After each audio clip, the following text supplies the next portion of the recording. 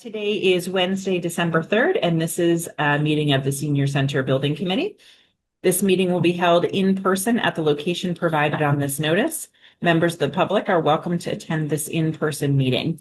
Please note that while an option for a remote attendance and/or participation via Zoom is being provided as a courtesy to the public, the meeting or hearing will not be suspended or terminated if technological problems interrupt the virtual broadcast, unless otherwise required by law. Members with a particular interest in a specific item on this agenda should make plans for in-person versus virtual attendance accordingly. This meeting will be live on Zoom. The public may access the proceedings by joining Zoom meeting ID 375-414-6055 or by calling 929-205-6099.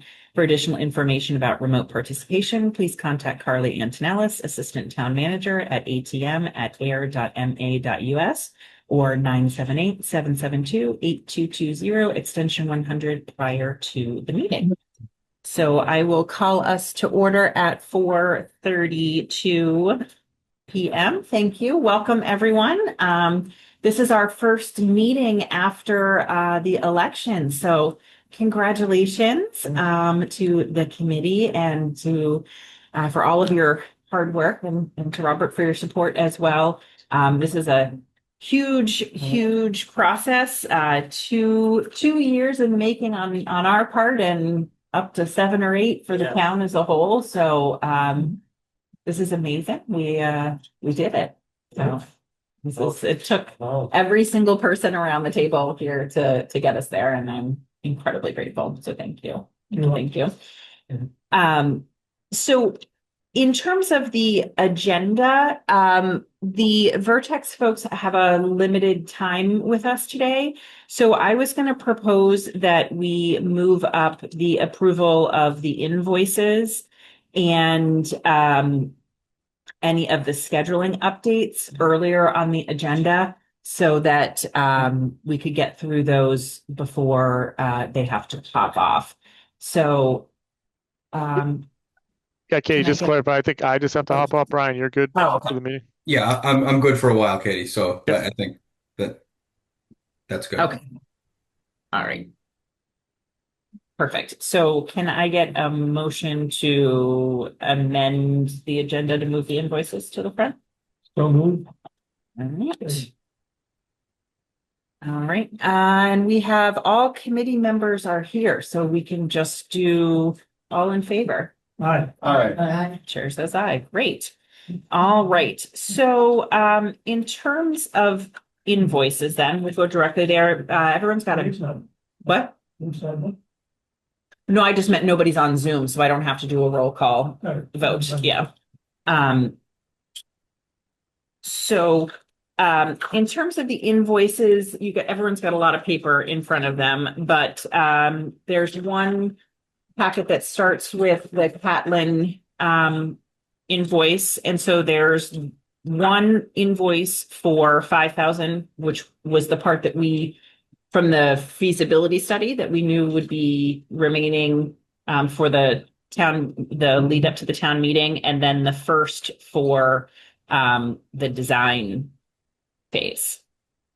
And then the third invoice is for Goddard for the remaining for the rare plant species for that survey that we couldn't complete until they were in bloom, essentially. I'll just speak up here. I actually sent 2 invoices for 5,000 because my accountant slapped me on the hand. The remaining invoice from the feasibility from the earlier feasibility study was 10,000, not 5, and I billed only 5 because I was going with a different part of the invoice package. It was actually 10,000. So there's 2 invoices for 5,000 each. And there may be a misunderstanding on Katie's part when she got the second one, thinking it was the same as the first one, but it was actually I'm double. sorry. The second one, I thought the second one was the corrected one. So I printed the second one for everyone. So actually, so then on the first one in the packet, instead of 5,000, that one should be 10,000. So you sent 2 $5,000 invoices. Yeah, and I'd made a mistake on the first one. And when she was going through my accounting, she said, "Oh, why didn't you let me do that?" So I did mess it up and I apologize for that. It was shown on the original invoices. If you go back to the previous one. So are we saying that you've only billed us for 90,000 until up to date? That's what. Yeah, the town meeting was the leading up to the town meeting was a $10,000 invoice, not a 5. That was an error on my part. So you heard my question on. Yes, yes. And figures I don't have that piece of paper in front of me. So the second page, so on the bottom. It was at the bottom of the main Yes. invoice from the feasibility study. Right. It was a No. $10,000 number. So it's the, Second one's an entirely different. Yeah. yeah, The yeah. 99. So So, at the table, we're missing the second 5. correct. So if you were to look at, we did feasibility and this is the remaining $10,000 from feasibility. Then there was 171,000 for schematic design. And now we are the first 90,000 into 259,000 of design development. So we only have 1 5 in front of us here, so we need another 5. Another 5. Or do you want to, would it be best for John to just change the bill to 10 and take away the confusion of the 2 5s? Just send over another bill for 10. They're both the same.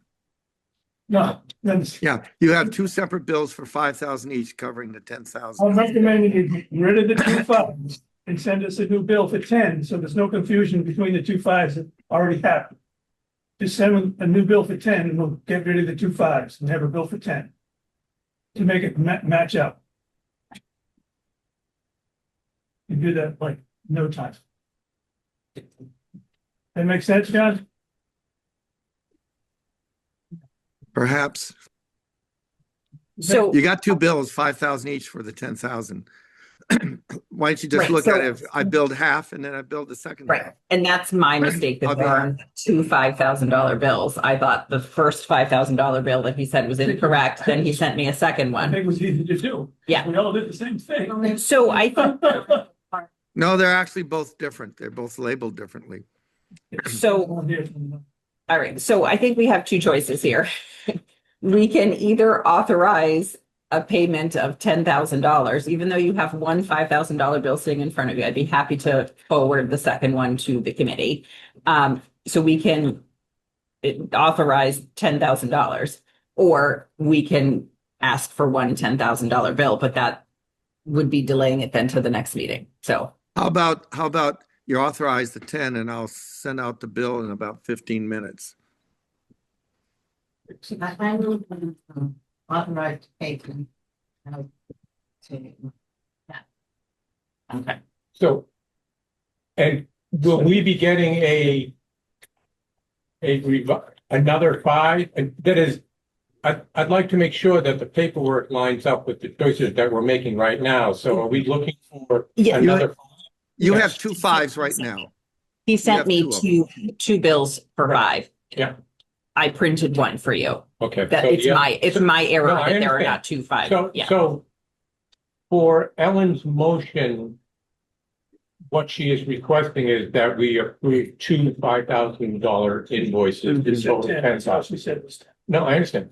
Well, that's what I'm saying. So we're approving 2 $5,000 invoices to total $10,000. Okay, Okay. is there, Ken, I think Ken seconded it. Did you second it? Thought I heard you say I that. said, Okay. All in favor? Aye. Chair says aye. All right. Okay. Just leave it up to you to figure out how you want to do it. 2 5s. no, it's 2 5. It's 2 5s. It's 2, we have 2 bills for 2 5s. It's fine. Yeah. Okay. So then the second one is for 90,000 for the first $90,972. The first payment in a 35% No.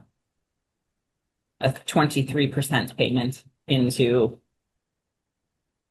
that 259,920 for the design development.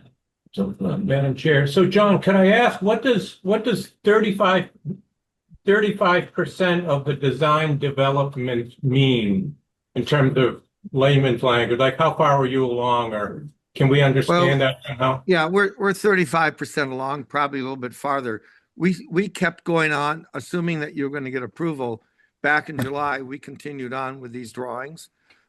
We've engaged our structural engineers are at 50%. My site engineer is at probably 15%. He's just getting started.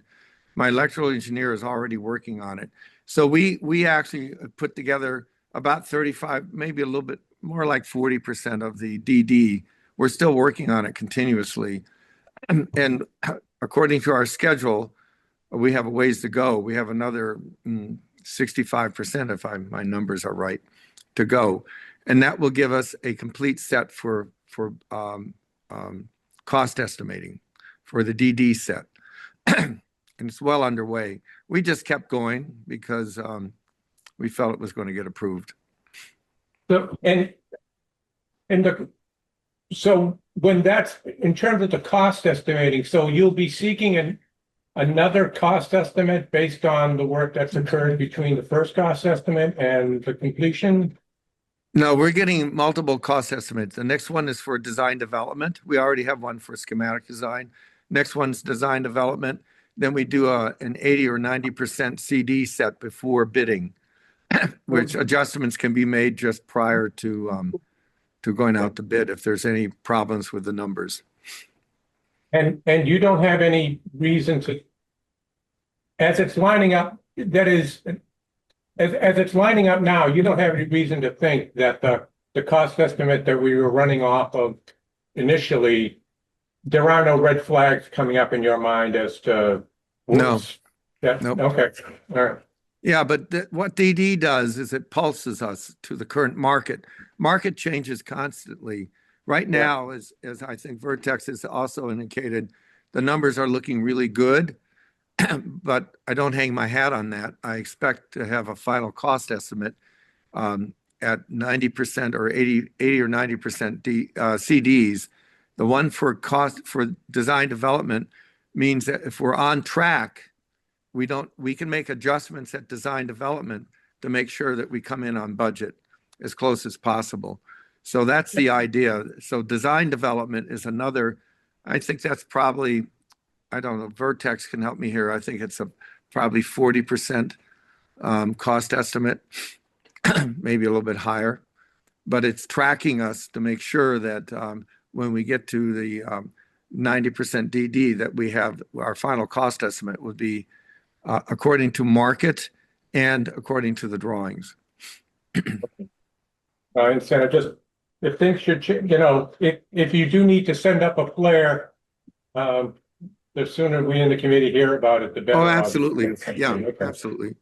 Right now, it's looking better and better every month, but Yeah, And I think that's what we want to talk about with Yeah. the schedule and upcoming, about how we want to do with the cadence with building committee, when we're going to get estimates, when we're going to be able to review those, digest them as a committee, and then also determine whether or not there's any adjustment or evaluation we need to do with that estimate from a design perspective. Yep. Yeah, Well okay. put. That's helpful, Brian.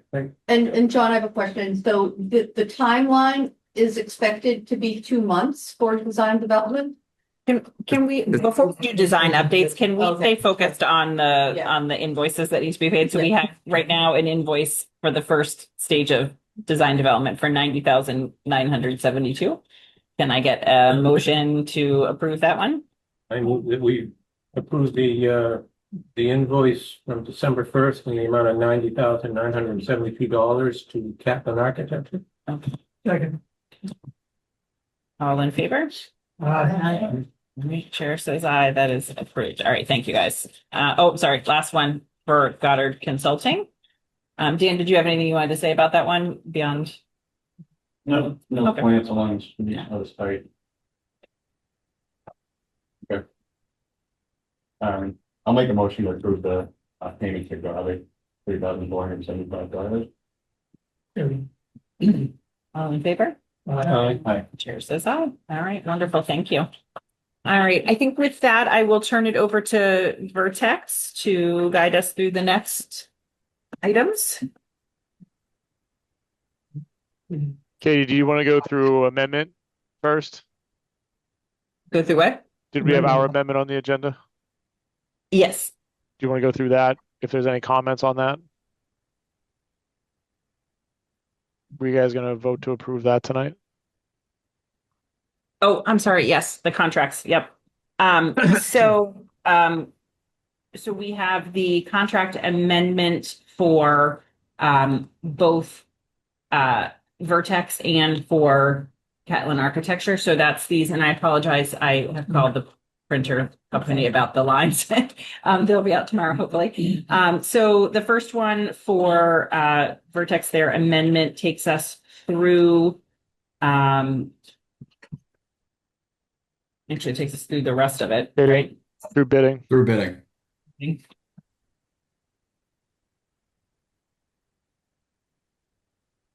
Do this when the bidding goes out or when the contract, when we know what the bids have come in as? Yeah, the level of effort we've put together is so that there would be a bid in hand, ready to sign a contract and enter into construction administration.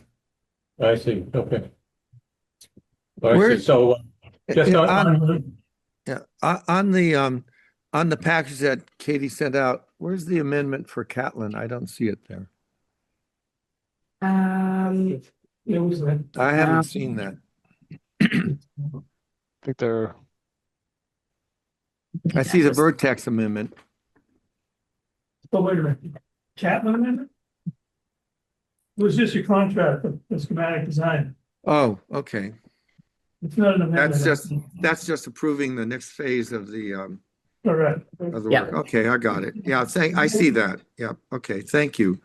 Basically in red. Schematic And the same design. with Vertex, you have to move them ahead too. Yes. Okay. I can go through this Vertex again. Yep. So the final price for Vertex in the schematic design phase, which is complete, is 51,926. So we're done with that. The town meeting support, they had given us an estimate that was quite high, but the final cost when they came in at 12,100 instead of around 38,000. What was that for? The town meeting support in the previous group of figures that Vertex gave us was valued at around $30,000. But they're billing us for 12,100 because that's complete, and that's all it took. That was from So the cost the last Yeah. cost estimate. From the of last town cost, meeting. from the cost estimated dated 8/7/25. Town meeting prep and support was valued at 38,569, but because it didn't require that much, they only have to bill us for 12,100. So we're actually approving that 12,100 as part of this amendment, Mhm. even though it was part of the original quote was there. Then the next item, the 33, the doc, the 61, bidding, those add up, I believe, to the 123 on the second page, right? 123,704. 163,802? No. If you look at the third page, there's a base fee on the third page of 123,704. That's actually those three figures, 3302, 61,343, and 29,359. Oops, you want to slow down here a little bit? You lost me. Okay. On the 123,704. So 123,704 on page 3 details their base fee, things that Oh, there it they, and the cost per those months, on those timeframe. Yeah. That they've estimated. But if you look on the first page, you'll see it's broken in, it's actually three figures, 3302, 61,343, and 29,359 for those three pieces. Design development, construction documents, and bidding. Okay, so this one excludes the OPM reimbursables and the cost estimate. Correct. So that's where 163,804 minus 123,704 puts you at, gives you the 28,000 difference. Right. Got it. So of that difference, 12,100 is a bill for right now, work that's complete. And the 10 is an estimate that they may or may not need reimbursables for work that's gonna be coming up in the future. Yep. And then their estimate that we may spend another 18 for their cost estimate. Now, if you remember, we had an 18 before, which we didn't spend as well. Right. So we're basically talking about the difference, the 28,000 or 30,000 difference between the 123 and the 163 is made up of those items. So for all intents and purposes, Brian, we're basically saying we owe you the 12,100, paying that, basically obliging ourselves to the 33, the 61, and the 29, and there's still potential options for the 10 and the 18. But they're estimates. Right? So what we usually do at this point, I'll use an example for our reimbursables of what something we would do is we get towards the bidding stage, we would engage with a third party online repository that will help with the bidding purposes. We're going to go out, we're going to have to pre-qualify, we're going to need to have a bidding service that, let's just say 80 to 100 contractors are going to be interested in bidding on this project. That cost would be covered underneath those reimbursables, and we would bill that separately and show it on our invoice for it, rather than when we go to engage with that, we have to sign a whole new amendment for it. Now, if we get to the end of the bidding process and the 10,000 has not been depleted and the cost estimate comes in around $15,000, that money will still be tracked on our invoice and could also offset any future amendments for construction administration. Yeah. And if we don't spend it, we don't spend it. Exactly. That's what I'm trying to get at.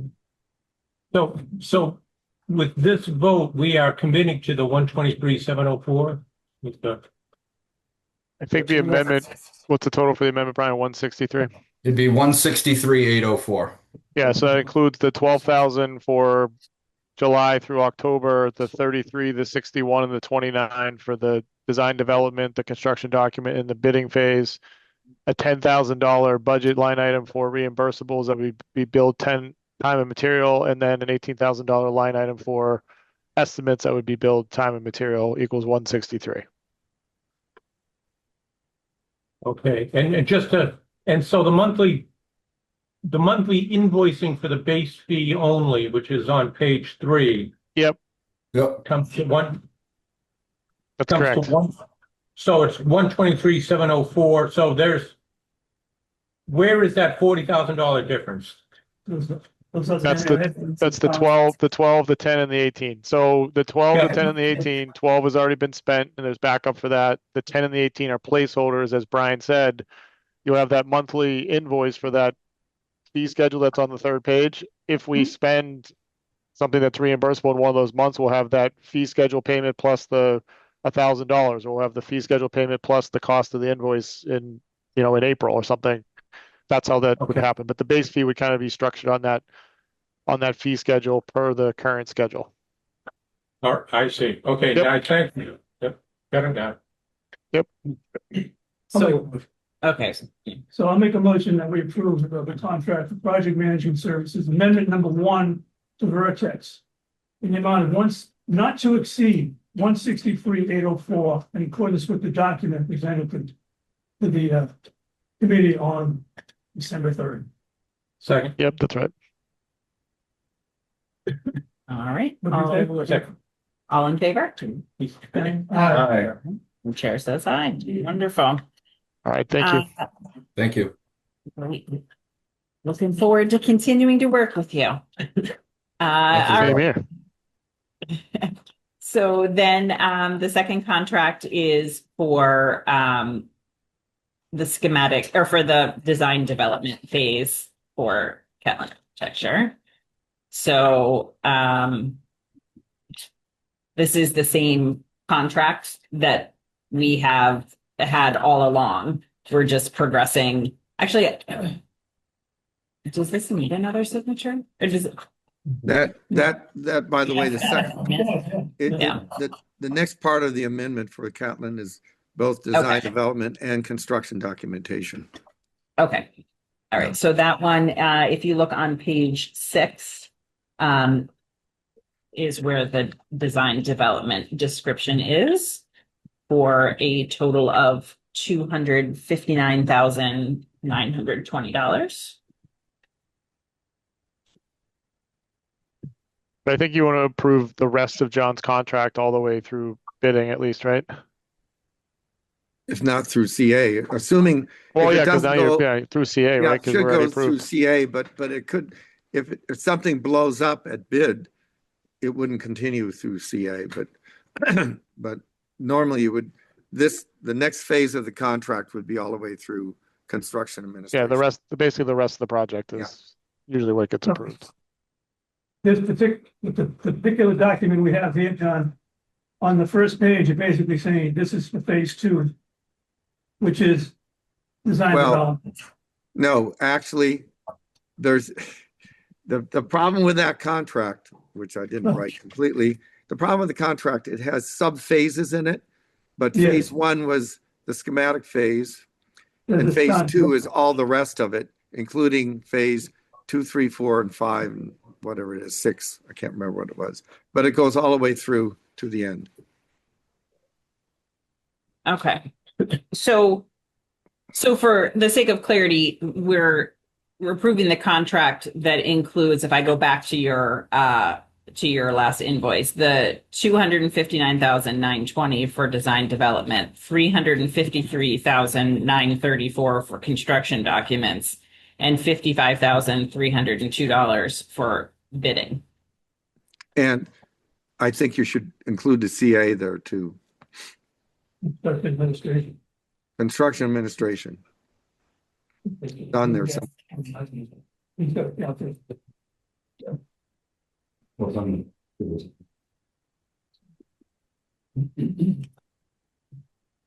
So you're subtracting out the 181? Yeah. No, actually, no. To be here. 59 What's everyone It's a 10, not a- plus 553. but each of these are- This column is by this column. 55. 10 plus Really? 265. Believe me, this is building. Okay, so that's $934,606. Wait a minute. So what did you add? Did you put the 10 in there, for the feasibility or not? No, So you- No, that's the previous contract. we're doing the contract, not as an invoice. 259,920, Uh-huh. 353,934, Mm-hmm. 55,302, Mm-hmm. and 265,450. Yep, it's 934,606. 934,606. 606.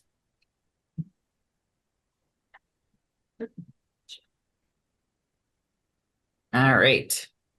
We should make a motion and discuss it. Is that a- Yeah, so the motion would be to approve the contract with Catlin Architecture through the completion of the project, valued at 900, not to exceed $934,606. And are those numbers, I'm just looking ahead to Article 7, the designer's basic fees. Yeah. The total fee came in at 1.106043.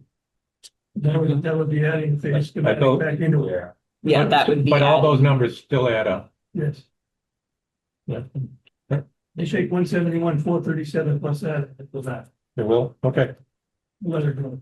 Number two. It's $3 difference, but yeah. Oh my God, $3? Don't. Who's doing math over there? I know.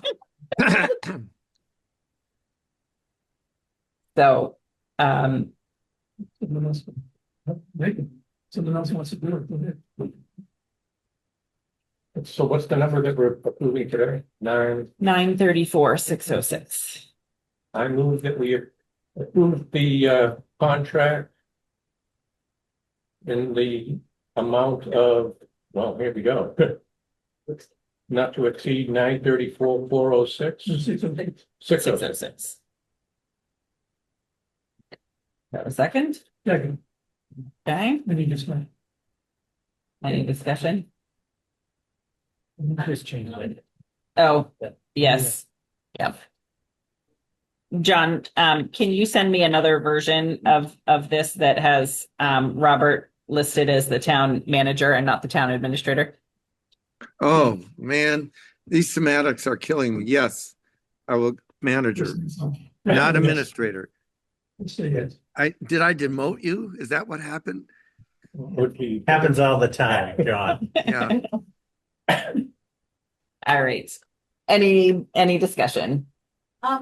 I must be reading it wrong, but it looked like, the bid set for review is in August.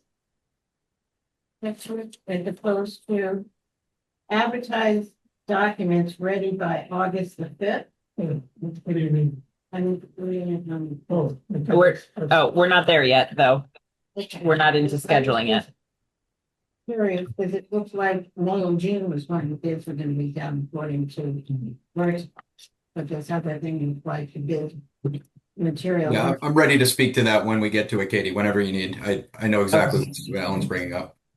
Okay, Okay, So we have. any discussion? On John's contract. Okay. All in favor? Hold on. Oh, So if John is gonna take the time, this is. a discussion. Hello? If you're gonna take the time. Hi, hey. I'm on a Zoom meeting right now. Could I call you back? I got your number. In about 45 minutes to an hour. You gotta take the time to clarify All the right, great. red on the first page, which says phase two of contract is approved. And clear that up with the sections that we're moving now, which are starting with the design development and each phase after that. Because this is confusing in the red. Did you hear that? Did you get that, John? I'm afraid I just took a call, so let's run through it one more time. In the contract, you have to change the signature page for Robert Pompery. Yes, I got that. Yeah. On page one of the contract, clarify that these sections and the phases that have worked in this contract that was approved. Don't just say phase two contract is approved, say. And nobody knows what phase two is, because you just said it's confusing. Delineate what phase two is, or that it includes the balance of the work. Design development, construction documents, bidding and negotiation, and construction administration. So Sure. it's all delineated on the first page, what this amendment, second phase, whatever you want to call it, is phase Yep. two. Phase two includes the following, and you delineate it. Yeah, In- got it. Thank you. Got it.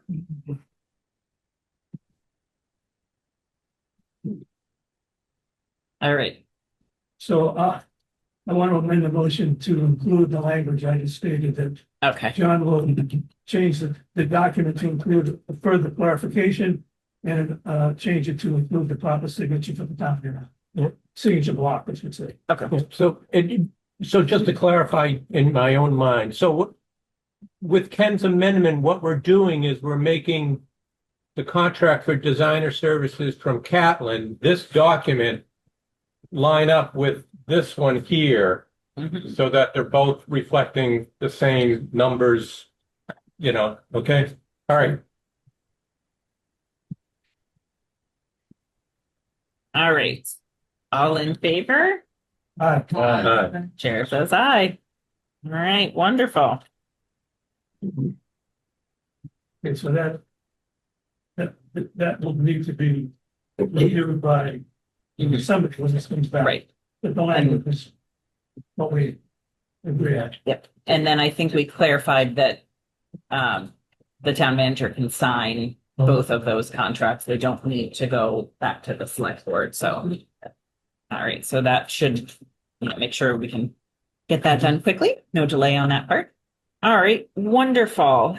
So that brings us now down to schedule updates. Brian, do you want to handle that?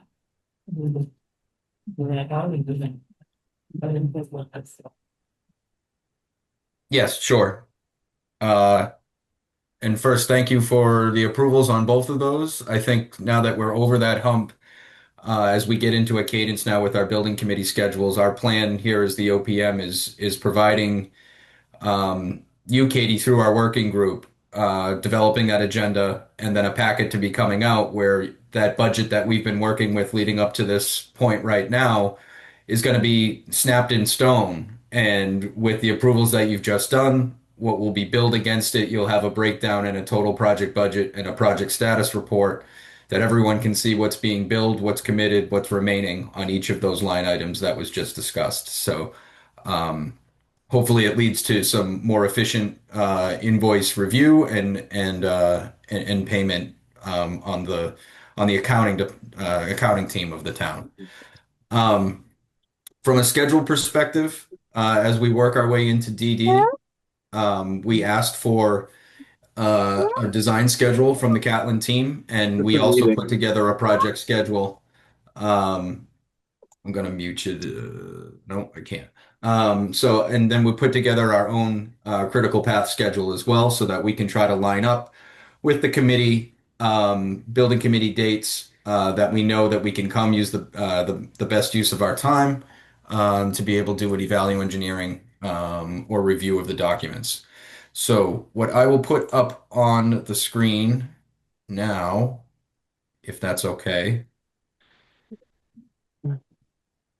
They're gonna let you do that. Let me see. I'm going to send a request to you. Thank you.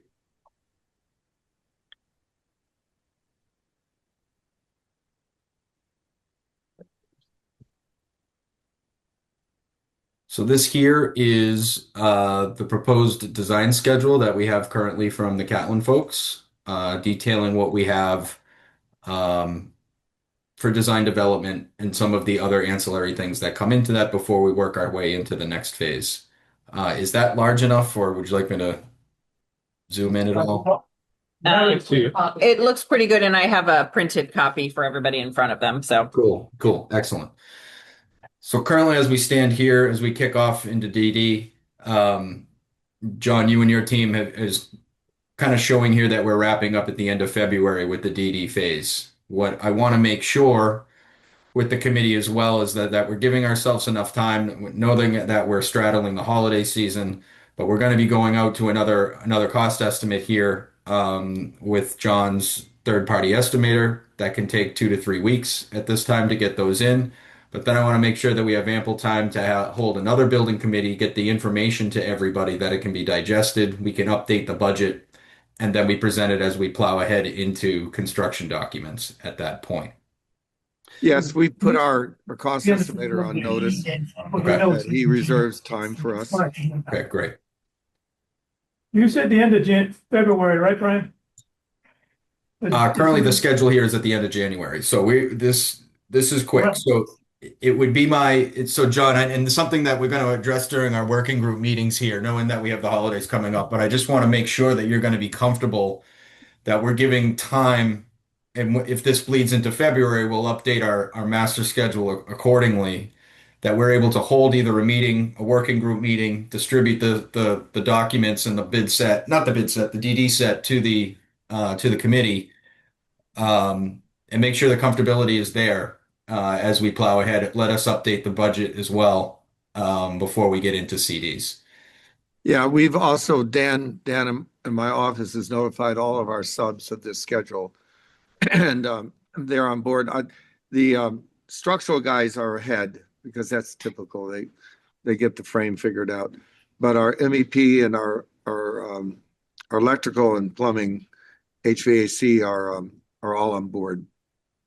So what we'll anticipate too from the DD estimate, it's going to be a lot more robust than the SD. Yep. As we're getting a lot of the design details that are getting fleshed out in this. And so, John, another item that I wanted to bring up that as we're getting a little finer detail into the schedule is as we get to in that DD phase, will there be any client FaceTime that we're going to need from a systems review with your consultants, whether that's certain HVAC,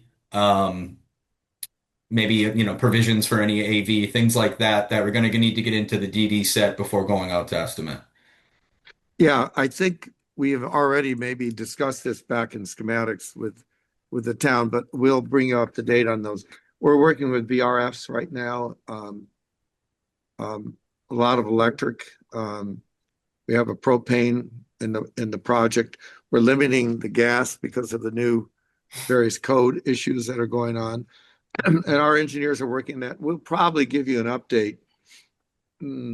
Probably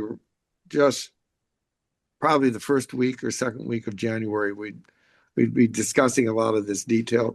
The holidays are a little bit of a problem. I think it knocks off a week between Christmas and New Year's. We lose a lot of people, and our electrical engineer has got a vacation lined up And we've worked out her timing too. Can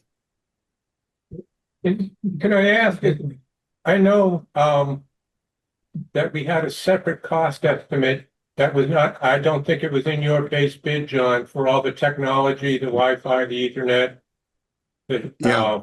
et cetera, et cetera. Is your electrical engineer doing that work, or how is that being kind of? No, we have all the data wiring under the town's contract. We have and maybe Vertex will comment on this too.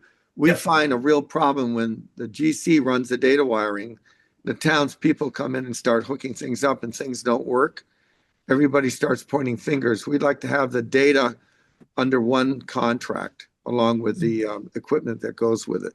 And generally we put that under the town. So I can step in to answer your question on that. At the SD level, what we engaged with was the IT director in town, and we got some placeholder numbers, some round figures that we kept into our total project budget. As DD goes along, we could start refining those numbers and getting some physical quotes for it, knowing that we may not be going out to bid until, the late spring, early summer, and start refining that budget, knowing if we had any overruns or if we have any unders where else it could be allocated. But the other thing is, as we get through DD, is these numbers that we're having placeholders for being owner supplied. We want to make sure we're coordinating back with Catlin's design to make sure that there's no redundancy or that there's no gaps between the two. We want to make sure that someone's covering it, as we don't want to be left during construction not having a plan for something that's integral to the building. And we do this on a regular basis with our projects. So we'll work closely with Brian and our engineers in the town to make sure that we're well coordinated on Wi-Fi and data. And there's also security is a whole nother issue too, which should be in the hands of the town consultant, because security is a whole different animal. We don't like to put it in the hands of our contractors. So would as your design work proceeds, and maybe this is for Brian, how would the design, if you can call it that, of the data and the Wi-Fi, et cetera, and the design of the security fit into John's electrical contractor's design of those systems? Yep. So what I do is I pull IT management from the town, and we get in a room together and we lay out a floor plan of where we have for technology at this point, where provisions are going, whether or not cameras are going to be power over Ethernet, or whether it needs to be dedicated line voltage to those areas to make sure that the electrical engineer is providing to those locations. And then also from a too many acronyms, a WAP, a wireless access point, where those need to be located throughout the building as well to make sure that he has the correct coverage. Yeah, and also we generally, once we work that out with IT, we'll be showing all the boxes. The boxes will be installed by the GC. Also, we want to work with Katie and the committee to make sure we have flat screens located where they want to be, and we have the right boxes and support system for those, including blocking, etc. And so then, just as a quick question to the town manager, do you anticipate that then by the end of January, when this next cost estimate is going to come out, that there will be an IT director in place with a set of priorities that would allow them to?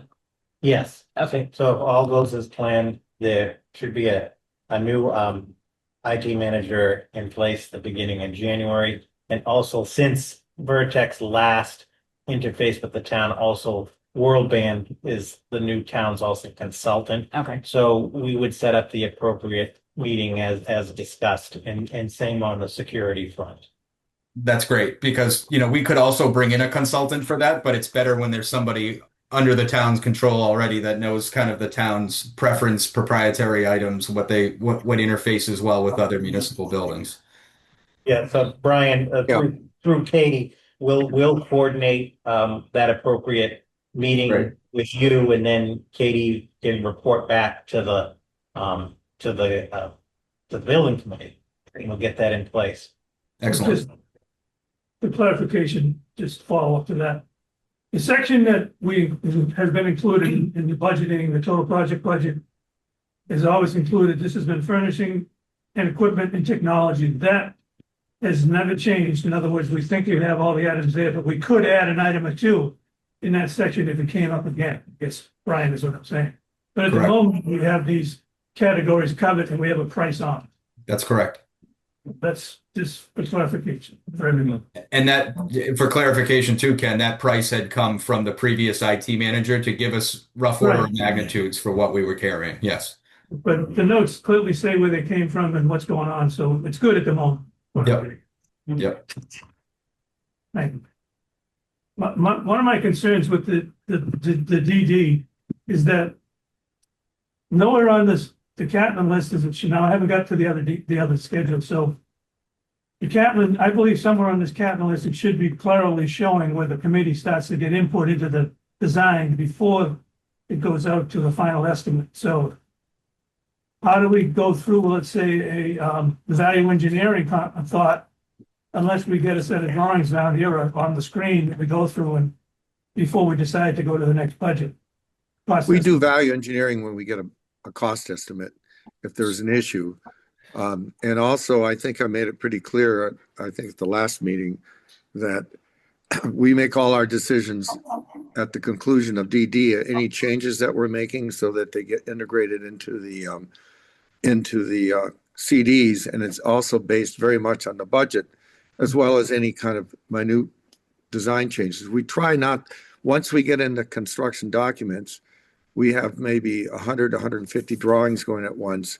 Changes start getting really complicated. So we'd like to get that resolved as well as possible. We never get it completely resolved, but as the budget develops, that's where, if we have to do value engineering, it occurs at the conclusion or right near the end of DD when we have a price from our. And so, Ken, also to answer your question, I've kind of taken John's schedule as well and started, and this is pretty caveman and rough of me to put up on the screen here, but it's a quick bar chart that we put together as well, where as we hit into design development, I wanted to make sure that we address these at the working group and maybe snap some firm dates in here to make sure that we're comfortable where we have the analysis and the VE of design development right after that point, before we enter into construction documents at that point. The same round would happen again with after construction documents, where maybe we're discussing any potential alternates. I know that we've gone through that phase already, but we don't know where we're going to be until we're there from a cost estimate standpoint, if anything else needs to be analyzed at that point. Okay, so I'm going on record to say that I think we should be looking closely during the design development to save money before we get into that cost estimate and then have to do it again after the cost estimate. I prefer to look at it sooner than later. That's my opinion. In other words, I don't want the architect to go all the way through design development and say, well, we can't change that. I'd rather have the discussion before. That won't happen. Let me explain something. Value engineering ahead of the budget cuts out things that we probably shouldn't have to cut out. We're being very careful about what we're putting into this thing. We have our schematic estimate. And when we get the estimates in, what we'll have to do is, if we find HVAC is really kind of crazy, we have to go back and look at that. Site work, maybe there's some issues with the site work. That's what we'll make adjustments at the end of DD. We don't do it during DD because you're trying to value engineering things that you don't know what the price is on it. I think too, Ken, to answer your question a little bit, and John, maybe you can elaborate on the process. It's P. Timothy, right, that we're using here? Mm-hmm. Yeah. Mm-hmm. So when P. Timothy provides his DD estimate, it's going to be a 20-page report broken down with everything that we can go through and analyze. But as part of that service as well, we can get feedback from P. Timothy if we see some spikes in certain things and we say, what's the square foot cost for a different type of siding that we have currently right now in the market as you see it? And we can revise and even reconcile that estimate after that.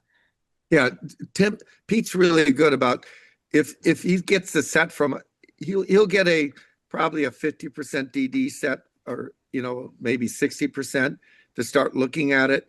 if he feeds back to me saying, oh, John, this particular item, I don't know what it uh, is really going to be a problem.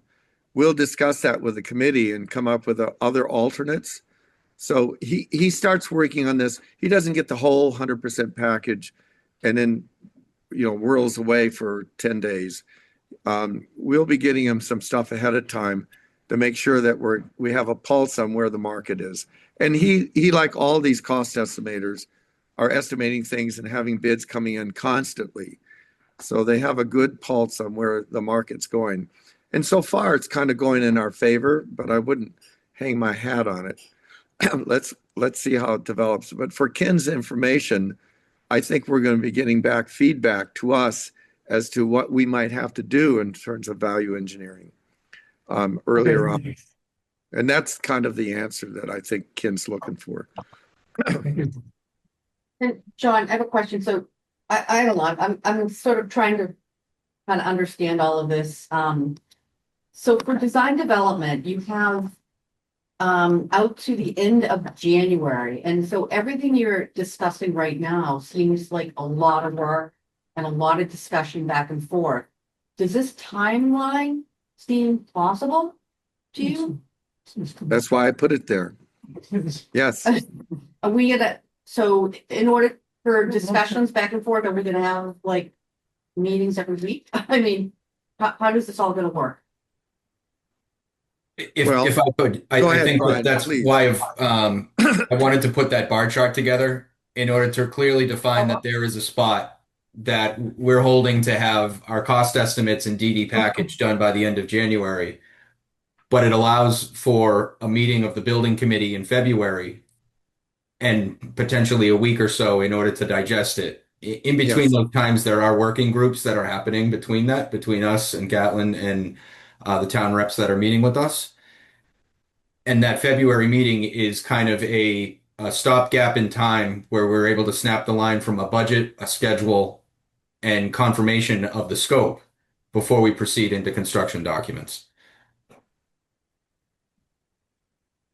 So Thank you're, okay, so you're allowing one meeting for discussion and decision making. I think we kind of further back on the agenda, we had kind of the role of the building committee and the working group. I think that would further define what you're getting at. Okay, Yeah, okay, because the working group will have to be more in the weeds and Okay. report to the committee. okay, all right. Come to the committee. with Okay. the- And we did Okay. sort of, we pushed that part back on the All right, agenda okay. to get through the contract. Yeah. No, All right, And so I think we can talk about that more, but I think that's a great example of how leaving one meeting for that would be the working group being kind of in the weeds and then presenting things to the building committee to evaluate. Of course, there'll be like this documents to review in advance, but know that each of the subcommittees have been in the weeds already, and then it's more of like a higher level approval at the Okay. meeting. Okay. Yeah, rather than you being expected to sift through and negotiate line by line on a 20-page cost estimate in that one meeting. All right, good.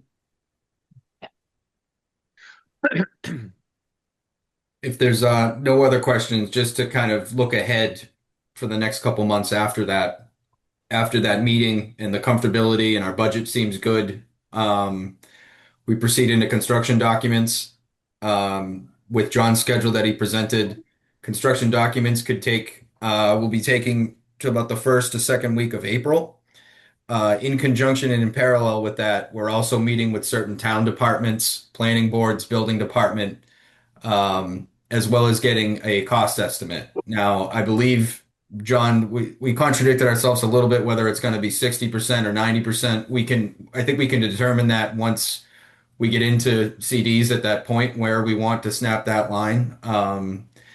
Because that's also going to be the estimate where we're going to go out and get a third party estimate to make sure that we can reconcile those and have as accurate numbers as possible. But after that construction document phase as well, that would also lead for another building committee meeting in which we go through the bid, ultimately what's going to be the bid set. That's going to be estimated 3 times from Catlin, once from us, reconciled. A budget would be put together, and we would go through. We'd probably even have a page turn with the committee as well to make sure they're comfortability with the floor plan and what the final design is going to be. Not at the end of construction documents. No, back a little We'll do before it that, end of before it DD, goes out. yeah. Yeah. I'm sorry, could you repeat that about at the end, John, at the end, or Brian, at the end of DD? The We discussion made of all our cost? changes. Yeah, that's when a lot of the large material changes can be really had before final fine tuning happens during construction documents. So we'll make sure that we provide enough time in a meeting such as this to go through those. And so and approximately when would that be? According to my schedule, we have at the beginning of February.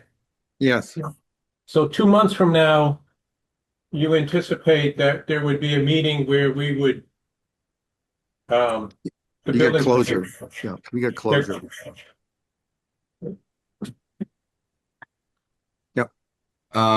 So one thing that I want to bring attention to the committee as well, that's not on this schedule, but it's something that I did bring up.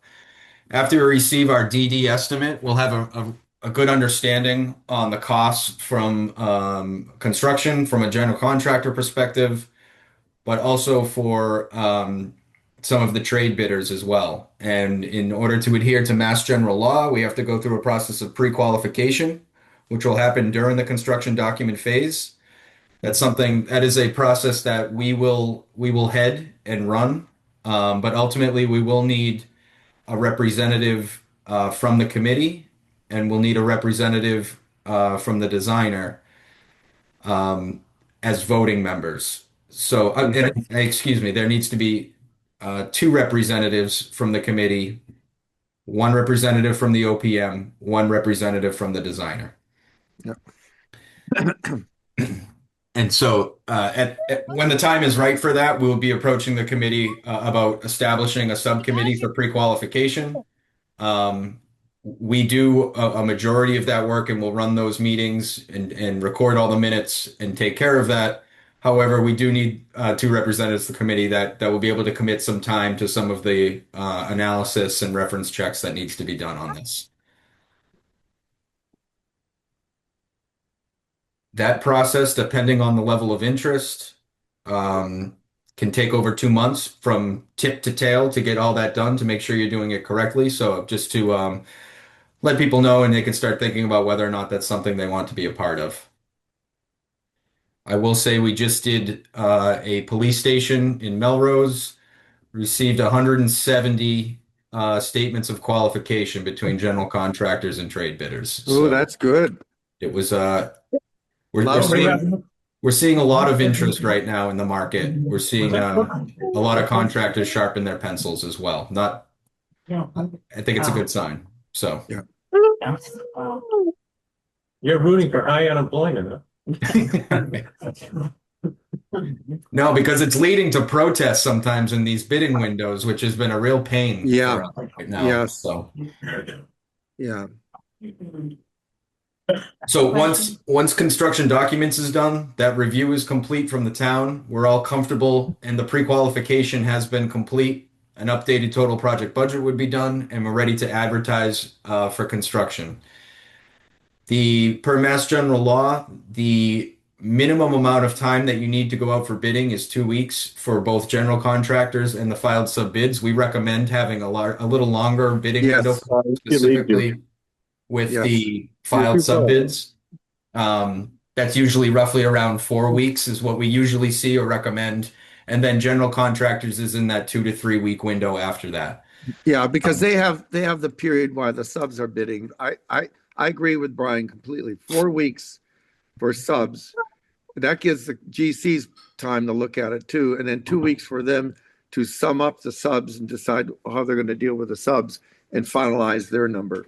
Yep. So And so it's a 6 week period, or give or take. So during that window, we would be holding a potential site walkthrough for any potential bidders. Yep. There's also a window for contractor questions, which Yep. will run through our office and John's office. And then that would be issued as addenda to the bid documents out before the bids. Those dates would be set in the bid documents as well. And Brian, can you tell me how is this advertised to the general contractors and the subcontractors so that the construction industry is aware that these It's bids all are online. Yep. So there's multiple by law, there's multiple places where this needs to be Central posted. Register. Yep. If we are obligated to do a full pre-qualification on this, that takes about 40% is the filed sub bid price that would be on there. So after pre-qualification is done, what we would do is issue that to John, and for inclusion in the bid documents, it's pretty much the first page of the bid documents is listing the contractors that are allowed to bid on this project. Yeah, it goes into the general spec, which is Yep. 2 large volumes. Yep. Also, what we have to do is we have to advertise in the Central Register. Yeah, And we so- also have an online electronic bid process through somebody like Bid Docs or Project Dog or whoever, Yep. who provides that service for a small fee. So Brian, you at Vertex are running that as opposed to the town. You at Vertex are making sure that. Yep. Catlin and Vertex will run that. The only thing that sometimes we need some assistance with from the town is the advertisement in combis. As I don't have, and Robert, maybe you have that it's we would fill out the advertisement for you. And it's, hey Dan, can you go on mute? Yeah, hold on a sec. Oh man, how do I? Yeah, we're getting some feedback from you, Dave. Yeah. So we would advertise in the Central Register. Yeah. We would provide the town with the advertisement to be posted at Town Hall. We would also provide the advertisement for posting in combis. And then we as part of our fee, we would engage in like a third party online repository, Bid Docs, Project Dog as well, which would be in the bid documents to refer people to the online place where they can access the documents. In the old days, you used to spend thousands of dollars printing these things. Now it's pretty much all online. Sometimes there are requests for some copies. We can certainly, Brian, Vertex and us, we can work that out. But generally, the folks who are carrying the bid, Project Dog or Bid Docs or one of those, they will probably have a set in a bid room where you can go in and look at it. But generally, we don't need to kill a lot of trees anymore. It's actually an amazingly efficient system. Yeah, we usually err on the side of if a contractor wants to have full bid sets printed, Yep. that it's on their onus through Project Dog or through Bid Docs, that they can purchase it through there. So, Yeah. Any other questions on the bidding process and the bidding window? I have a question. Yeah. Where it says here, advertise documents ready 5 August. Is Yeah, that supposed to say April? I noticed that as well, Alan. I believe that's supposed to say April. Yeah. Okay, because August makes no sense. Yep. So at that point, if we have just for general sake, if we have a 6-week bidding window, we would then receive, if we use the third-party bidding service, if our bids are due at 2:00 at 2:01, I receive a spreadsheet of a breakdown of all the low bidders at that point, their acknowledgement of addenda, prices for any alternates. And then we're able to access their bids as well to acknowledge that they've provided the correct documentation, their bonds, their insurance, their DCAM statements, to make sure that we can review those. At that point, Usually it takes a couple weeks to get the Yeah. contracts already in the bid set. And we will, I'm sorry to interrupt, Brian, you can slap me if you want, but Robert, the town needs to review our front end. We have a very detailed front end, but it often needs to be customized to the town. Oh, for sure. So we want the town to review our front end and adjust our front end to meet your requirements so that we get it into the, because the bid set will be this very large 2-volume specification package, which details out everything in writing. Yep. Yeah, and that would happen before our bidding. Yeah, way back So, during construction documents. yeah. But just to put a bow on that, once the bids are received and they are reviewed by us, we would also be making a recommendation to the committee and to the town of an execution of contract with that. Once we'd have that, we would work on a notice to proceed for the contractor to begin construction based upon the contract of the duration for construction. Yeah. Now, the only other item I wanted to bring up, and I'm sorry, maybe I'm talking too much here, is Dan, you were able to provide us with some rough schedule for some of the permitting that we've started to include into our overall master schedule that we need to include into this. And I think we need to kind of layer these two schedules together and make sure that there's no milestones that are going to need to be either sped up or waited for. As we know, we're going to have to go through the MIPA and MISA process.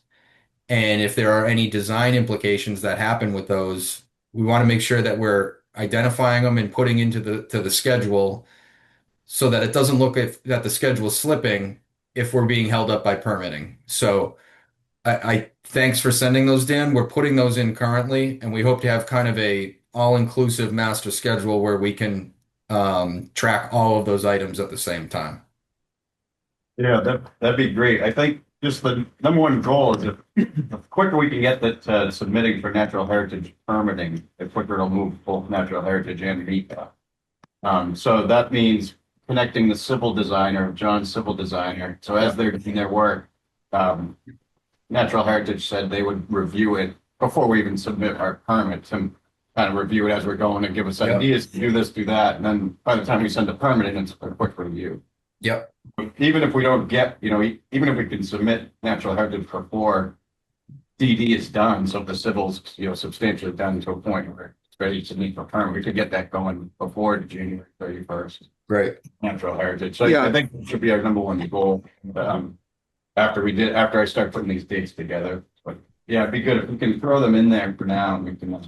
Yeah, that's what we're doing right now. And then I think also, we had discussed prior to town meeting about engaging with, I think it was Ty and Bond for some of the help on the MIPA permitting as well. I don't know if that's. Isn't there Excuse me. Yeah, that's right. I get quotes from both Goddard and Time Bond. Time Bond is less expensive at the time. We'll have to revisit that. That's for the MIPA, EE and F, EIR rollover. Middle. So yeah, our civil has worked with Goddard and on this kind of stuff in the past. In fact, the last project in Wilbraham was Goddard did all of our wetlands and special species requirements. Yeah. So Brian, if you want to put the dates in that I put in here, I'm going to reach out to Goddard. It's just to confirm that these are realistic, so I put them together and they would work. And really, with MIPA too, we really want to submit that, time it so we're at a point that we'll be getting our natural heritage review and approval, like right when we're getting our MIPA, or just before the MIPA, we'll try to time it like that.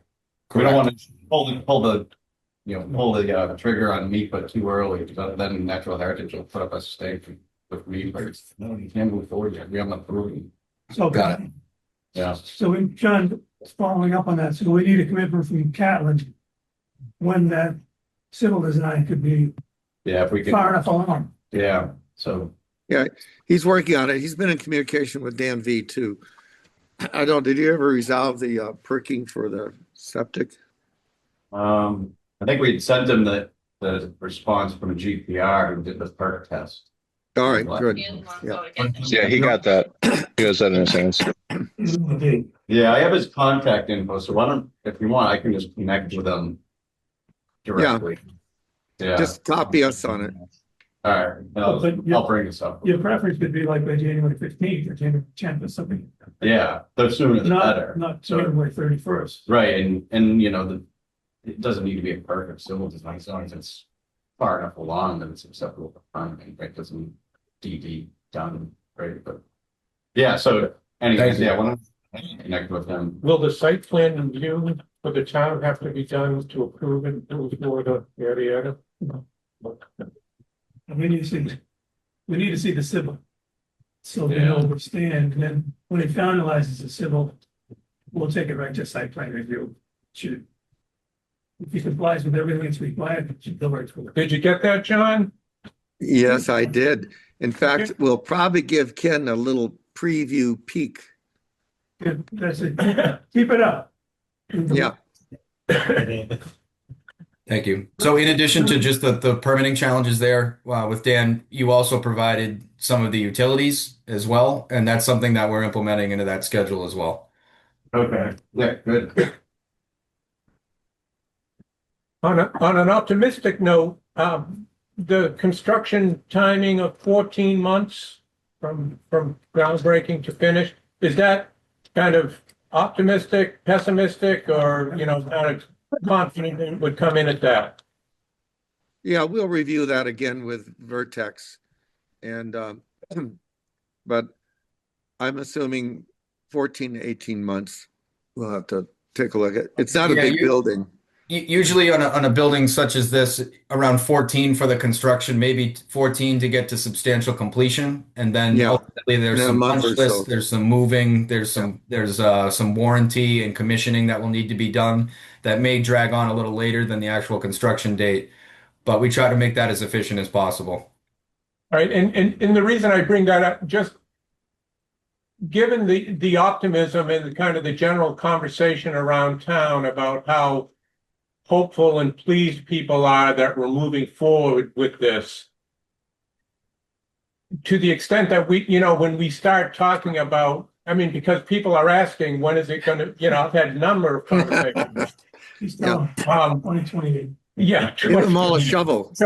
So we want to be realistic, but we also want to set expectations correctly that, you know, I've been saying the fall of 2027, you have it at the end of the summer of 2027. All of this to say that at some point, I think it would be good for the town to hear from us. We have a tentative opening date of X, and then you know, go from there. If you want my advice, we don't give anybody a tentative opening date because it is tentative.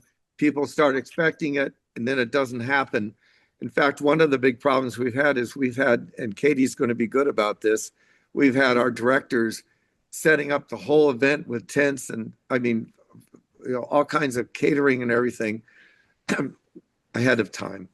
We want to make sure that we've gone through the punch list, move in, and you want to be operating for at least a month before you have a grand opening, just because there's a shakedown cruise. Does the HVAC run properly and all that stuff? Soft open. Put it out farther than near, farther away than near. Farther away than what? Nearer.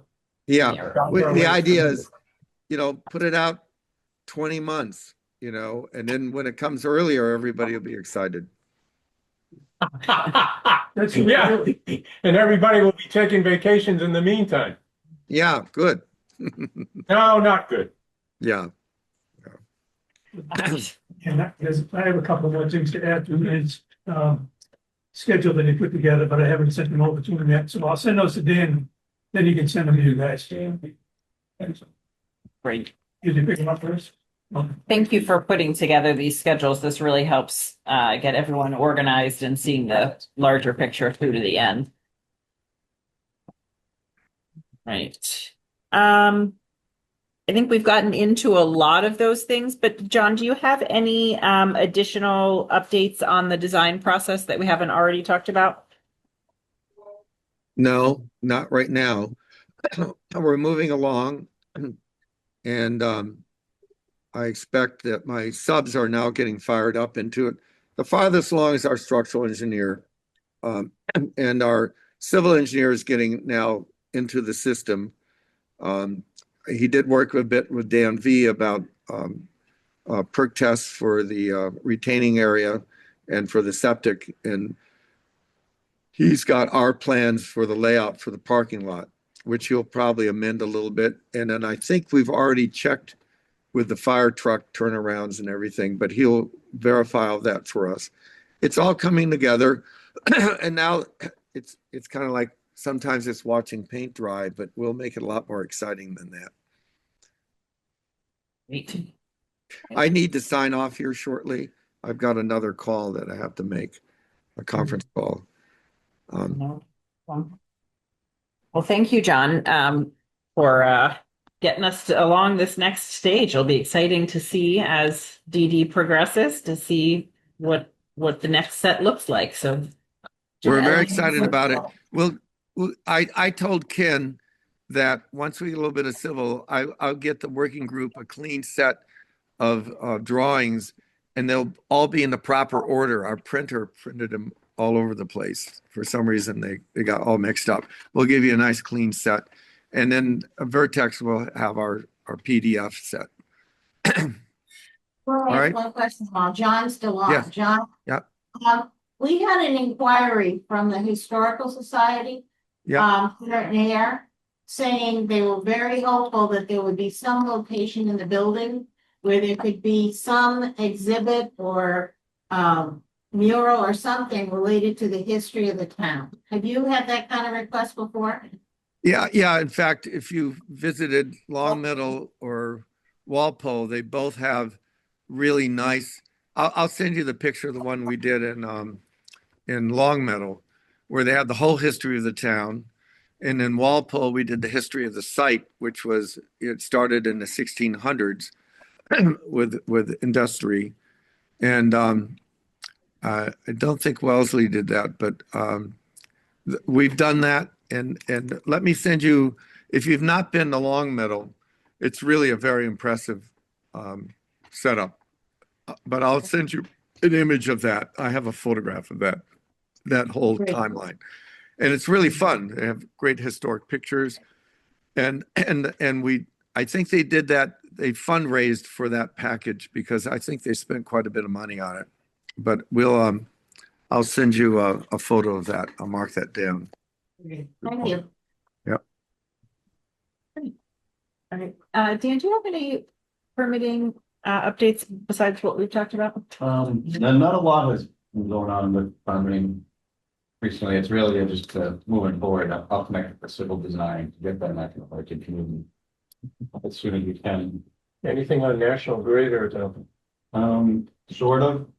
Actually, yeah, grid. No, it's good. I have a proposal from them for the work, so they've completed their design, but I haven't seen the design. And I don't have the cost on it, but it was more reasonable than I expected. I'll say that for now, but I don't want to make it live yet until I see the design and confirm it's exactly what we need. Was that I gotta connect with. Was that flash of light from the substation late yesterday afternoon anything to do with what they were doing? We lost the power on the. Yeah, unclear, but I heard about the flash. But the power went out Yeah. briefly. Substation of last week. Foundation. Yeah, yeah. Yeah, so in short, electric has moved forward and there is a design and I have a, so it's actually better than I expected. And the water main and Comcast, we are incorporating Comcast's design into our water main plans and we'll bid that out. And our contractor will install the bones for Comcast and Comcast will come in and pull their fiber through. So it'll be fiber all the way to the building? Yeah. Nice. Yeah, so they'll pull that through, and we're just working on, so I need to have an MOA with Comcast to cover their bases and our bases. And if they're keeping what, getting paid for what. So that's moving, Does the committee want to talk about, or does Sam want to talk about the timing and the bidding of the warrant, since that's completely separate from the construction documents, the CapEx controller? So right now, there's kind of two things. Matt Herron, the town engineer, put together a bid schedule. And what we want to do is open bids in early February. Because then the contractors in the middle of winter feel hungry. Plus we want to get them started. And it's sort of separate from the board. I do have to confirm with Natural Heritage that there's no issues there. I'm pretty sure it should be considered an exemption. because it's within 10 feet of a paved roadway, that's under the exemption list of the work we're doing, so. Just, I have to confirm that and make sure, I think no matter what, we can fit it, because the project's substantially changed, there's no position. But, and bidding it too also is good for us, because once we have a contractor on board, they need to submit for insurance reasons to the railroad for the permit we have to move the tracks. So anyways, tentatively right now, we're looking to get it bid and have that bid opening in early February. But I do have some work to do to make sure we're.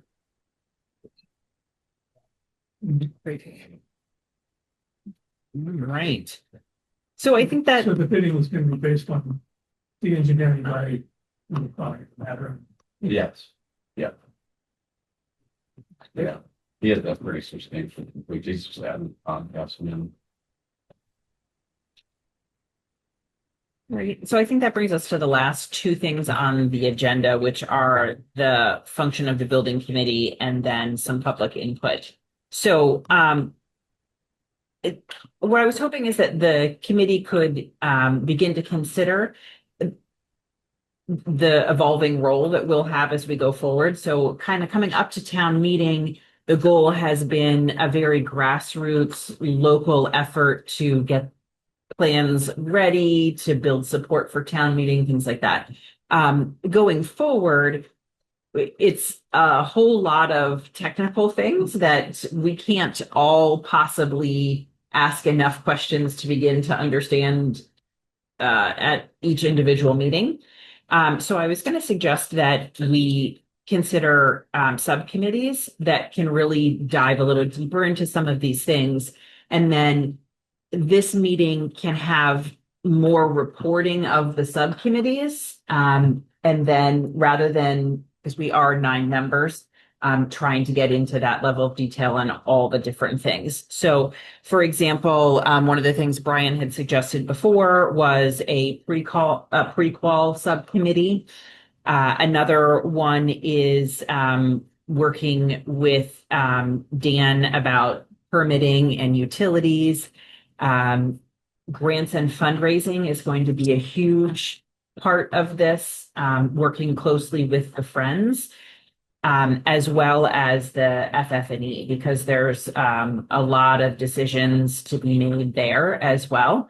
I admire everyone for being with this process for the 2 full years it has taken to get to here, but we have another 2 full years to go. And so I want to be mindful of everyone's time and the just general fatigue over it. So give some thought to those subcommittees. Maybe there are other subcommittees that you guys would think of that we'd want to form, and which ones you would want to be on. And then there's the working group as well, which is Dan and I and Ken and the OPM and the architect, which will sort of be overseeing kind of all of those things as the process is going. But and just occurred, do we want to, at maybe 6 months out from now, 4 months out? That is, as we proceed, do we want to hold a public forum at town hall, just kind of updating the community on where we are in the process? You know, things are proceeding smoothly. We've moved to this point in the process, so that people continue to feel connected to the process as it moves forward, and that we aren't sitting idly by after all the excitement of town meeting. Right. yeah, go ahead. Yeah, so so first of all, congratulations on the public input. Something on that, real congratulations. So I think, in talking to Katie about this previously, so the building committee still exists and is still constituted. And if you go back to when the select board created the committee, we were given 3 major tasks. The first one was the site selection piece, mission accomplished, well done. The second piece was the design, I'm going to use that lowercase d, of a project and to secure the town meeting and the significant funding for that. Mission accomplished. The third phase that Katie's talking about is the expectation is that the building committee is the committee appointed by the select board, charged with now the oversight of the project to bring it to fruition. And as Katie had mentioned, and I think this evening's meeting, which has been good, though illustrates the fact that in this third phase, there are a lot of major decisions still to be made that need to be made by the building committee and should be made by the building committee. I think that the idea of various subcommittees as outlined by the chair makes sense because there's a lot of weeds, if you will, important, but permitting and all of these details that on the subcommittee level can work out, of course, reporting back here to the main committee.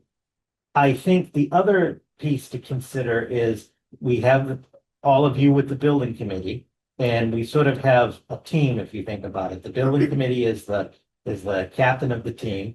You've got Catlin as the architect, and you have Vertex, and you have the town. And when I say the town, in addition to Katie and to Dan, you have not only my full support, but Barbara on the financial end and all of the department heads. This is a priority of the town and has been since the 2018 master plan. So working together, sort of these four, our goal over the next couple of years is to bring this to full fruition.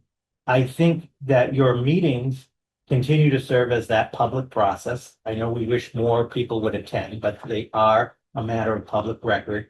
On the website, you have all of the documents, the meetings that are recorded.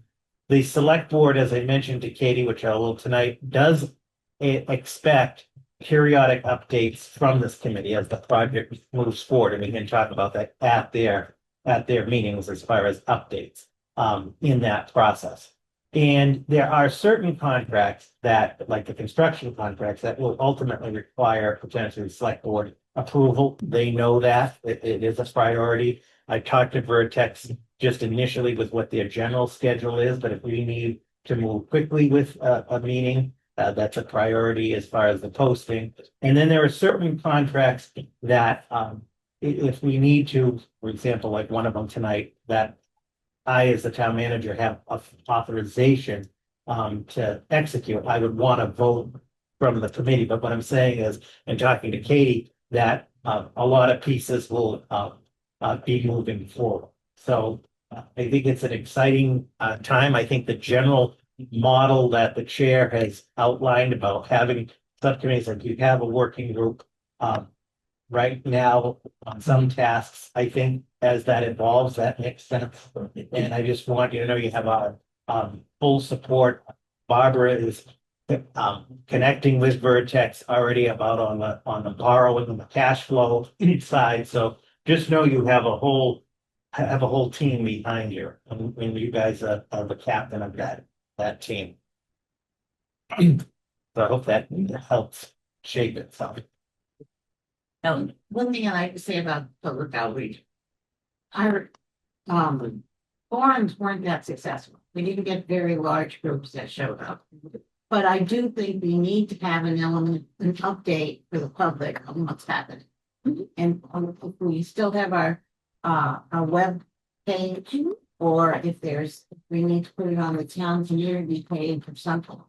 I think we should establish a format, whether that be a monthly review or a quarterly review, until once we get into construction, then what I've seen in other towns is as something happens, they're taking pictures and they're doing all kinds of things. Other Groton. No, who's they do all that work and stuff? Well, it would be a subcommittee or it would be a group from this committee that would be doing this. I've done some of that, but more so than we might have one form when we have everything and we have the cost, we can afford it. But I'm just saying, I think that those forums, we don't get a lot of people. But I mean, even if we put it on Zoom, yeah. So I would be hesitant to say that our forums weren't successful. I think we had a tremendous push for people who wanted to be involved, right? Like I can't make people come to them, but there were 4 opportunities for people to learn about it. I think there will be some significant spots where updates to the public will make more sense when we have an updated cost estimate when the FF&E committee, for example, I had WB Mason approached me because they did all the furniture for Littleton. They're like, everyone thinks we're coffee and creamers, but we did all the furniture for Littleton, so we wanted to come and say hi. But they were explaining to me, because I didn't know as much about how that process works. And they're like, there's a showroom and you go walk in, you sit through them. And then when you pick chairs you like or whatever, we order like 30 of them and bring them into the senior center, and everybody gets to sit on them and give their input on which chair is most comfortable. So I think my larger point is that there will be some really great cut points or opportunities for public outreach along the way. But I do think we should have establish some format that we're regularly, not necessarily weekly or monthly, but where we can regularly give updates. Because people are going to be very interested. We have a very good interest from the votes. Transparency is important. Yeah. How to be transparent is the question, and how to get it out there. Yeah. I'm just concerned that we maintain the momentum that we've clearly had established at town meeting, and that the people feel like that momentum is proceeding. And it may be something. Who are those people to concerned with?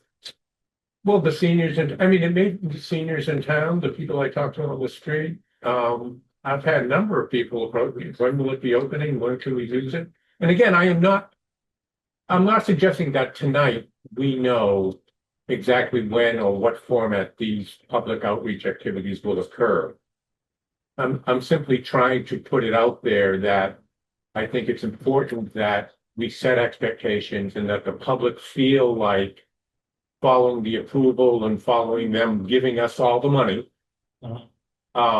that we are endeavoring to spend it wisely, that it's going to be money well spent, that it's going to look really great, the furniture is going to be comfortable, the food service is going to be, and it may be, once every 3 months, Katie holds a Saturday morning thing down here and says, or once every 4 months.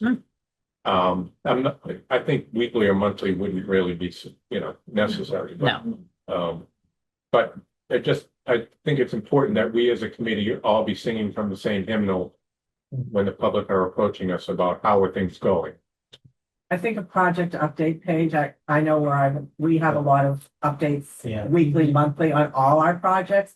And I think if we do a project update page and then tie it into the fundraising and keep people, engaged that way, and they're following the fundraising. Once you know what all the rooms are going to be used for, you could show future activities, future programs that will keep people engaged. So a lot of the questions that people asked at the public forums, you could say, this is, now that we have the plan, we can re-show the rooms, these are the activities. I think that will help keep them engaged too. Well, and that's one thing, I typically do it in December, but it's going to be in January this year. I do a once a year, I call it a listening session. And we talk about all the things that are working well at the senior center, things that need improvement, and things that we want to put out for our plan, sort of like what we're going to do in the upcoming year, what people want to see. And I would love to do that as a broader community thing when we get closer to opening, to say, what are the things that you want to see in the building, so that we have up-to-date programming. Getting back to the subcommittees, working conversation. I'm disappointed in the days and meetings. I think we have a big discussion on the kitchen. We haven't even talked about it. So that when I bring up a concern like a daughter, Catherine was here about seeing the design, the DDs, I'm trying to see what's going on in those particular areas. If they are convinced that we need this group of equipment, then it's just going to go right by us.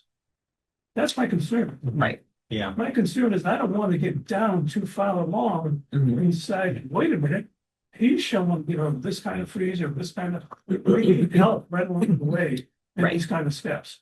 That, the fitness equipment, and another cities, have a separate discussion on. So there's a lot of these fit out pieces that we have to budget for it.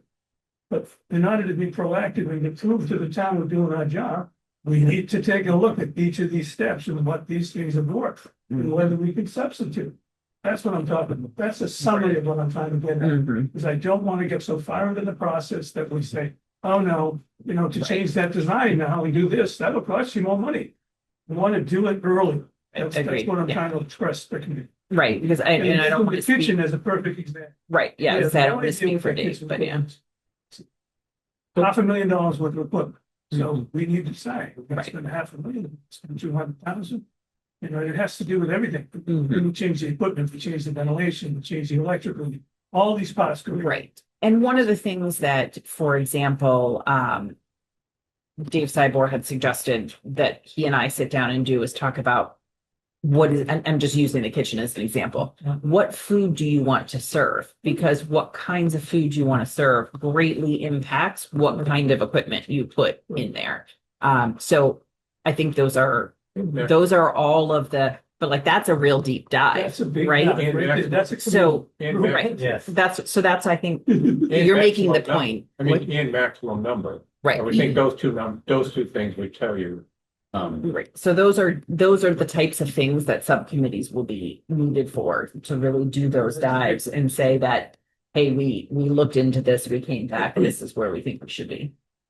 And when we traveled to the different buildings, when we saw the different buildings, I think one of the things that surprised me anyway was the complexity of some of those kitchens. So they could serve 500 people. They're restaurant style. They can be big commercial kitchens.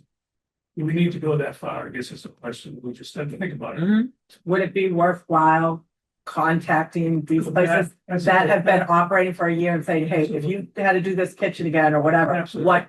you know what, we don't need this. We didn't need this. We wish we had this. Just like people said, don't build it too small. That's where we would get good feedback. Somebody needed electrical outlet, if I remember. Oh, yeah, Yes. that's Yeah.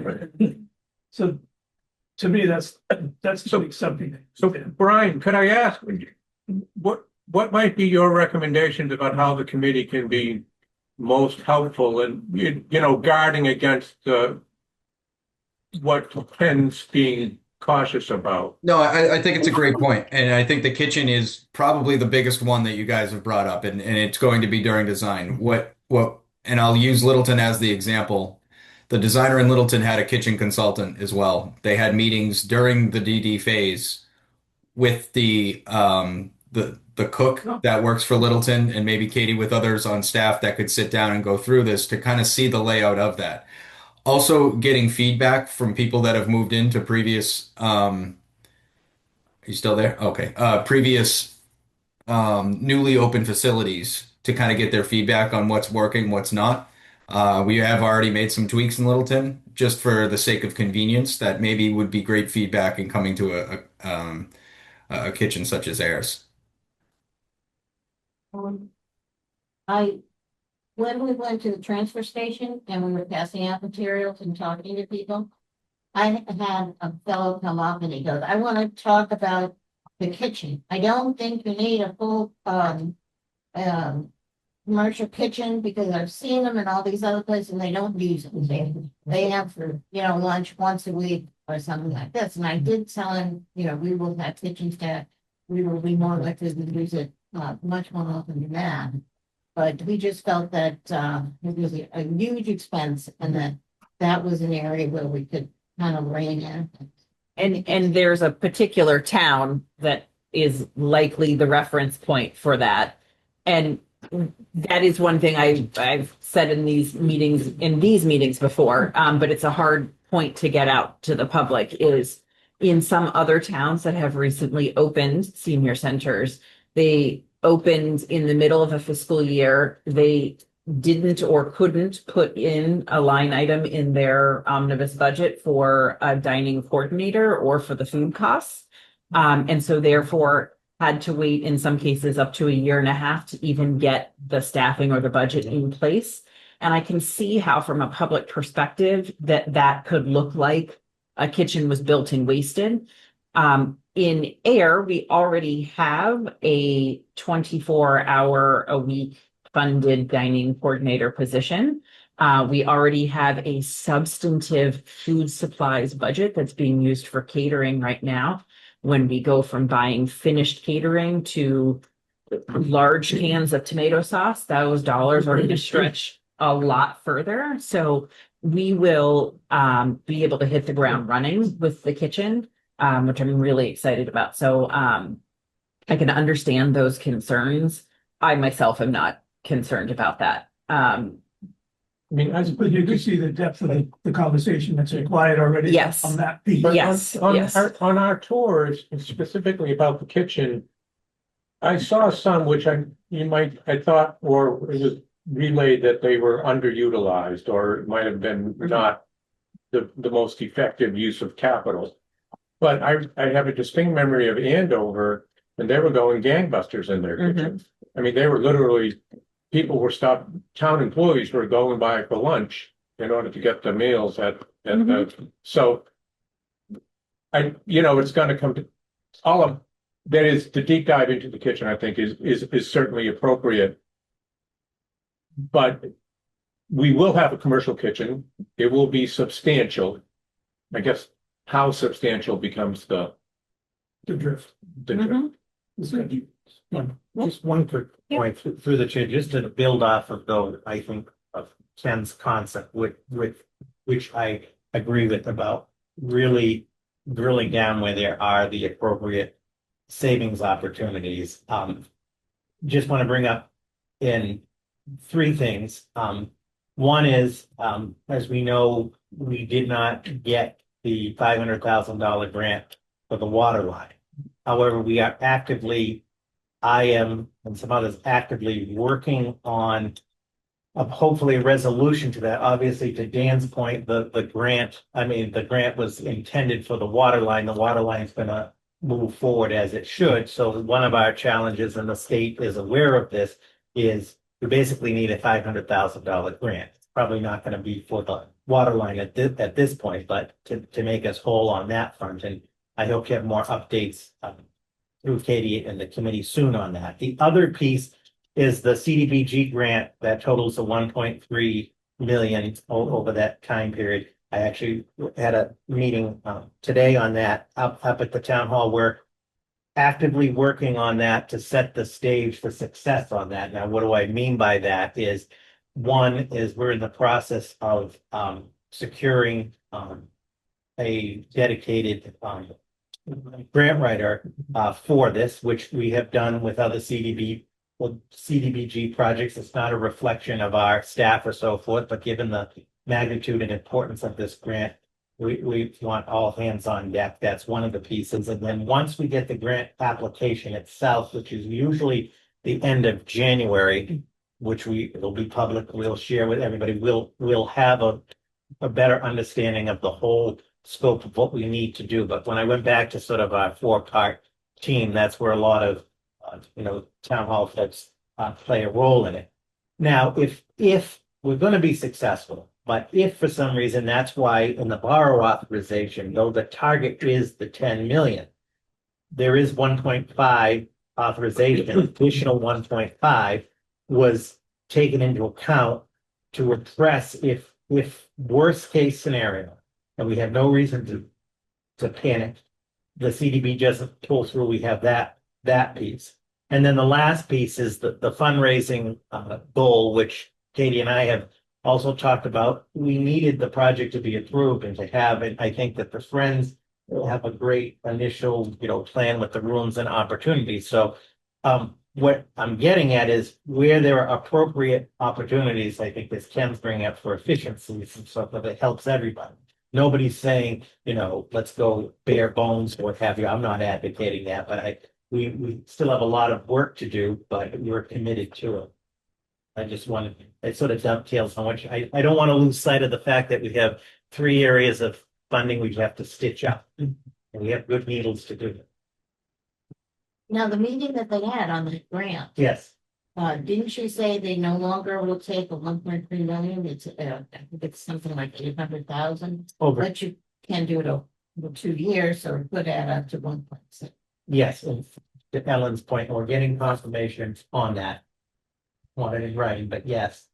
So the good news, though, is it would actually be for 1.6 million, right? Well, I will have an update through Katie. I'll be coming to your meetings, moving forward, but we will have more specifics on that grant in January, but I just want the committee to know at this point that we're actively committed to that. And I have since before, since right around town meeting, that we're actively working on this $500,000 grant. The state knows the predicament we're in the order of operations, that the water line, as Dan mentioned, has got to move forward. And so we need to 500,000 to stitch that hole for something else. Is this tying in with my request for an earmark from, Senator, Eldridge? But I can put, yeah, so that was actually my last update, and I was gonna public input. So the $50,000 earmark from Representative Senna, I did sign, Katie has, so we're good to go. It is a reimbursable earmark, so that the committee will have to figure out is what to use it for. We submit it, they reimburse us. Sometimes it's straight earmarks, we just get the money. This one's reimbursable, not a big deal. The only caveat is we have to spend it by June 30th of 2026, which I don't think would be an issue.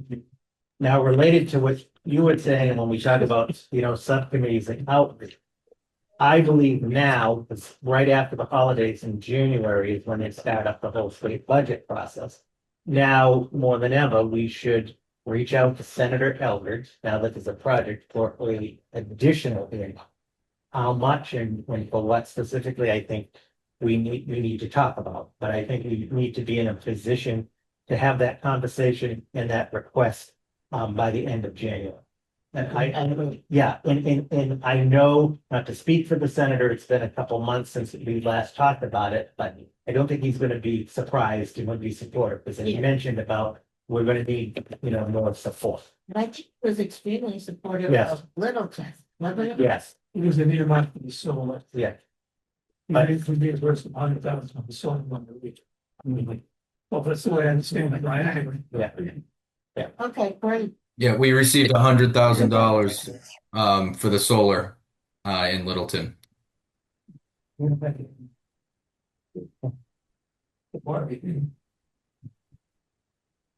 So what's the process for setting up the subcommittees, or what's the timeline? So I was thinking, at our next meeting, if people want to, and I'll send a list out, but if people want to, think about that, we can get assigned to them. And then we'll be ready to go. Or if people want to move it faster, if you want to send me, so the list I have so far is kitchen equipment, fitness equipment, other FF&E, public outreach and construction update kind of things. The pre-qual committee, the general FF&E, and grants and fundraising, and then any sort of permitting or utilities. So that's a pretty good list. Right? Right. So, and they may ebb and flow, right? Like they're not all going to be working solidly for the next 2 years, right? So there's a lot of different ones to think about. So if you want to, you're welcome to email me individually if you have interest in a particular one. And if I get, I think we want to make sure we don't have a quorum of our committee on any one of them. So we would want to have no more than four people on any one of those committees. So if there's a group of 4 that come together, if people email me their individual preferences, I'll get you guys matched back up and you can go out and start setting your own schedule. And organizing December is a busy month, I think, for everybody. So that's why I'm saying it. I think it'd be okay to do it at our next meeting. But if people are excited before then and they want to email me, that's okay too. And how often going forward do you think we'll be meeting this committee all together? I think we're going to shoot for once a month. Okay. So I think it might be helpful if we had our own updates from the subcommittees before our meetings, so we all can, have it the same day. So before we go to our meeting, we know what all the input from the subcommittees is. Yeah. Instead of, so we have a, before we meet, we have an idea that we can, have questions ready. And that's a great idea. So when when we put together the agenda and I send a reminder to everybody, if subcommittees have reports, I could, put those in as, attachments for those, or if you have some other method you wanna, because I agree, it would be nice to have people have time to digest those updates and be ready to act on anything in the meeting. Is that the point? Is that what you were saying? Yeah, we know. All right, well, if there's nothing else, that brings us to public input, and we do have one public input item. I'll pass around while you're talking. Okay. So first, I just want to say again, congratulations to everybody. Job well done. 7 years in the making in the last two years especially, and I look forward to working with you. But more importantly, Carolyn McCreary, who you all know, could not be at the meeting tonight. So she asked for two things. One is for Katie to pass out the tokens of appreciation from Carolyn. And she wanted me to read this letter into the record and submit it as part of the committee's minutes. So just bear with me. It's titled, and this is from Carolyn. Thank you to the Ayer Senior Center Site Selection and Building Committee. Dear members of the committee, I wish to extend my heartfelt thanks and appreciation for your dedicated service and unwavering commitment to the ongoing efforts to establish a senior center in Ayer. The journey toward this important goal has been marked by thoughtful consideration, hard work, and a steadfast focus on the best interests of our seniors and the broader community. Work toward a new senior center began with the feasibility study conducted in 2019-2020, which laid a strong foundation by evaluating the needs and possibilities for a dedicated senior center. That study culminated in a proposal to purchase land on West Main Street. Although that proposal was ultimately tabled at town meeting, your persistence did not waver. In 2022, the formation of the Site Selection Working Group marked a renewed chapter of engagement. The group explored the possibility of a combined senior center and community center at Peroni Park, seeking innovative solutions to meet multiple community needs. While the proposed site at Peroni Park encountered significant local opposition, you approached the challenge with open minds and a willingness to listen, demonstrating your respect for community voices and concerns. In the fall of 2023, the Senior Center Site Selection and Building Committee was formed with the charge to identify a viable site, oversee the conceptual building design, identify and secure funding for the land acquisition and design of the project, oversee the final design of the project, and conduct necessary outreach to the community. In those endeavors, you have shown resilience, dedication, and an unwavering commitment to developing a successful project. You have dedicated countless hours to this work, including visiting multiple senior centers throughout the Commonwealth, choosing an architect from many proposals, investigating dozens of potential properties with multiple site visits, working on site environmental feasibility, selecting an OPM, contacting National Grid to bring electricity to the Bishop Road site, selecting and modifying building design, working with town boards, select board, finance committee, capital committee, planning board, community preservation, and developing and implementing a robust outreach plan to engage the entire town. Your work has led to strong support for a senior center that meets the needs and goals of Ayer's older adults and those approaching that stage. I especially want to recognize the incredible effort, energy, and skill of our two town employees who have expended on our behalf. COA Director Katie Petrossi and Director of Public Works Dan Vanchella. The town is blessed to have such dedicated employees. Thank you all for your time, energy, and commitment. Your contributions have made a lasting impact on our town. With sincerest gratitude, Carolyn McCreary. Thank you very much. And these, I believe, were from her. Yes, and these are from Carolyn. So thank you. If Carolyn watches the recording, Yes. thank you so much. These Yes, are she wanted to be wonderful. here tonight, Yes. but could not, so. That was a very nice, very sweet of her. Yeah, So- thank you very much. That's nice. Yeah. Yeah, this is. I know. So, Can you comment on the voter turnout, but I Yes. know the results, but it helped compared to other. So, yes, so the turnout for a debt exclusion, that was a considerable turnout, the highest. I think everybody, and when I say surprise, not a bad way, but there was quite a turnout. And the vote in favor voting yes was easily a 2-1 margin. The town meeting also had was well attended. I think it was the second most attended town meeting since the regionalization of schools in 2011. Was probably the only one that was slightly more. So both town meeting and the voter turnout was very robust. And it passed. Ballot. I mean, usually, as I said, I think to this committee earlier in the process, usually the debt exclusion votes are very narrow, by a dozen votes or so, right? And this, it was. And just so, and to that point, Robert, and the turnout and the kind of the general public tone set, especially after the ballot, that is informing me now as we work through this process of designing the building and finalizing details, that what I heard, what I've experienced is that the town wants us to do something nice for the town. And I understand that there are budgetary considerations and we have an upper limit as to how much money we can spend. But at the end of the day, the town wants something that they can kind of sink their teeth into and be really proud of and feel like this is a really nice thing for the town. And that is, and the evidence for me of that is the attendance at town meeting, which approved it by a 2/3 majority, and an overwhelming turnout at the ballot, which was, according to the town clerk, like jaw-dropping the number of people who came out to vote on a single ballot initiative without anything else on the ballot. So that is where I am picking up my cues as to how we ought to proceed. Just to make everybody know where I'm coming from. Okay.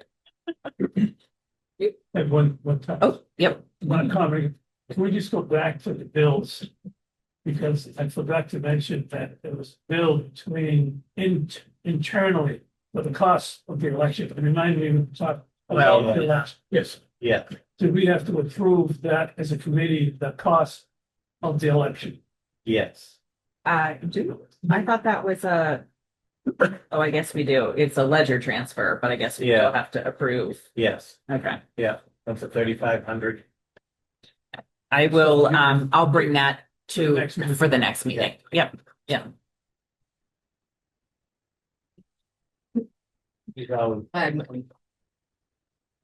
All right, wonderful. Can I get a motion to adjourn? I move that we adjourn the meeting. Oh, that is on. Already have. I thought we were moving to the third Thursday. Let me see if I can find that. Yes, but let me confirm that with Vertex. I think they were saying the third Thursday, but let me confirm that. In February, it was something like February 9th. I'm not sure on that Monday. Well, we put some date in, no, maybe not, maybe not. So whatever. Let me just let me confirm that and I'll get back to everyone. But we are going to pick a consistent week of the month.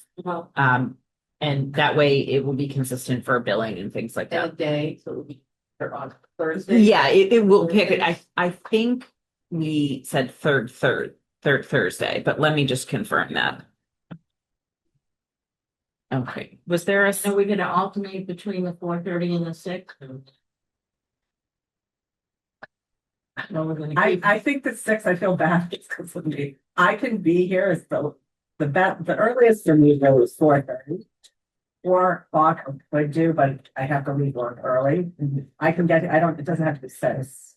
6 o'clock in January is easy. Yeah, I mean. Yeah, so I mean 4:30. I mean, I think that I think 4:30 would be fine. Yeah.